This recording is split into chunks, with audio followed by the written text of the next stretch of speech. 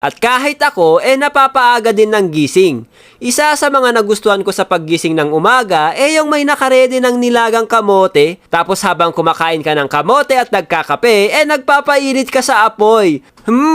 Best feeling ever!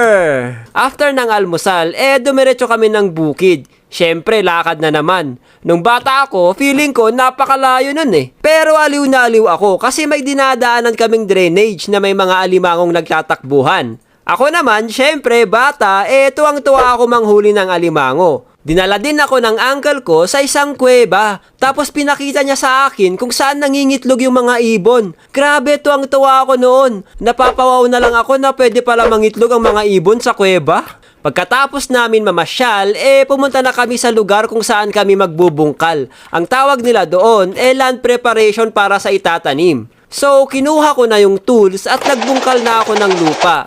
Dahil sa isa kong mahinang nilalang, wala pang 2 oras, pagod na ako. Samantalang yung uncle ko, tuloy-tuloy pa rin siya. Parang hindi siya napapagod. Tapos yung ibang matatanda doon, kayang-kaya nilang magbuhat ng mas higit pa sa kanilang timbang. Hindi sila nagmumukhang bodybuilder pero the heck, kaya nilang buhatin yung mga malalaking basket ng gulay kahit pataas pa. Doon ko nakita na napakalupit pala talaga ng mga farmers. Shout out sa mga malulupit nating farmers dyan. Saludo ako sa inyo. Isang nagpapadistract sa aking trabaho, yung ilog. Sinong hindi maaakit maligo sa ilog? Tamang swimming lang, tamang huli ng isda, magkulik ng mga iba't ibang klase ng bato. Ginagawa nyo din ba yun? Kala mo talaga treasure yung mga nakikita mong kumikinang sa bato Pinaranas din sa akin ng uncle ko kung paano mangahoy. Yung pupunta ka sa bundok para kumuha ng panggatong. Hindi ko kayang buhatin yung malalaking kahoy noon dahil maliit pa ako. Kaya ang ginagawa ko, hinihila ko pababa. Nag-enjoy ako sa paghila dahil iniisip ko na, yay, may pangluto na kami. Ayun, masaya lang ako nung time na yun. Nung na-enjoy ko yung buhay probinsya sa bahay ng uncle ko, nasabi ko sa kanila na, Uncle, paglaki ko, gusto ko maging farmer. Akala talaga ng mga tao doon, paglaki ko, magiging farmer ako. Kasi that time, gustong-gusto ko sumasama sa kanila.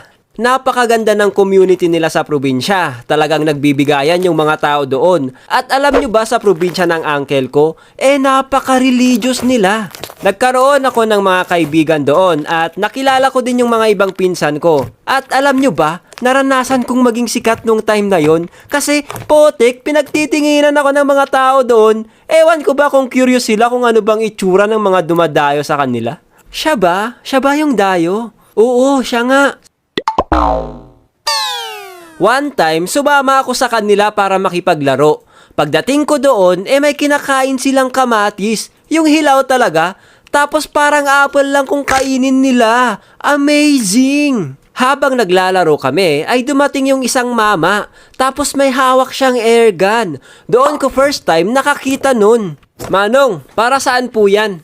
Eto, pantaboy to ng mga ibon. Kinakain kasi nila yung mga palay at ibang pananim. Ganun po ba? Galing. Isa pang nagustuhan ko sa probinsya yung pagiging hospitality nila. Alam nyo ba kung ginabi kayo sa daan at kailangan nyo ng matutuluyan?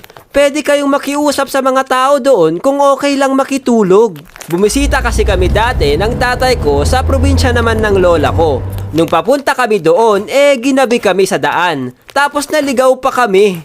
Nung hinahanap namin yung tamang daanan, may nadaanan kaming bahay. Sinubukan makiusap ng tatay ko kung okay lang makitulog kami kahit isang gabi lang. Natatakot pa ako noon kasi nai-imagine ko yung mga napapanood natin sa mga horror.